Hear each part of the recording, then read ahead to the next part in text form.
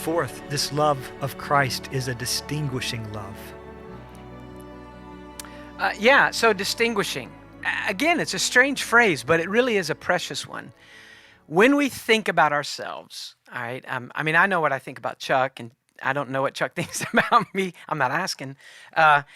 Everybody that we are around a lot, they have certain qualities that we think like. So Chuck, if you guys don't know Chuck, you're generally a quiet guy, a thoughtful guy, a kind guy, gentle. But not a pushover. There's a theological rebar in your soul. And so I think of a lot of things. We've been friends for over 30 years. There's a lot of things that distinguishes you. And there's things about ourselves that we think people think of us a certain way. So, I'm not going to say what I think people think of me, but so if I walk into a room and everybody turns, there's just this quiet voice inside of us that says, they think this, and it might be very embarrassing or you might be puffed up. But to realize that the single most outstanding, remarkable thing about you that's so extraordinary that it distinguishes you above every other feature, male, female, what race you are, education, no education, age. Nothing compares to that distinguishing mark that God has set his love upon me. And for us to come to grips with that is so sanctifying. Yeah, I was thinking about the passage in Peter. You were not a people, but now you are the people of God.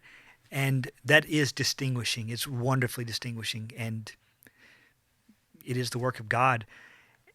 And we cannot pretend that we understand why God does that.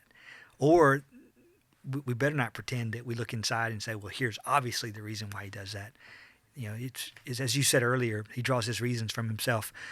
I was thinking about a hymn, how sweet and awful is the place with Christ within the doors.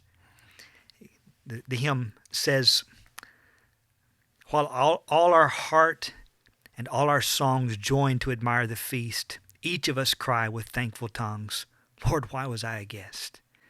Why was I made to hear thy voice and enter while there's room, when thousands make a wretched choice and rather starve than come?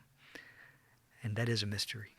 Yeah, it reminds me of a hymn by Isaac Watts when he talks about the distinguishing love that God gave to his people, even in eternity past, and was not given when angels sinned. So the sinning angels fell, and justice and wrath cast them down. But man, vile man, prefers himself, and mercy lifts him to a crown. One sin on the act of the angels, and that 1/3 that fell, there is no offer of grace. 10,000 times 10,000 sins in my heart. And I wake up and the scripture assures me that the mercies that Christ purchased for me are new again this morning.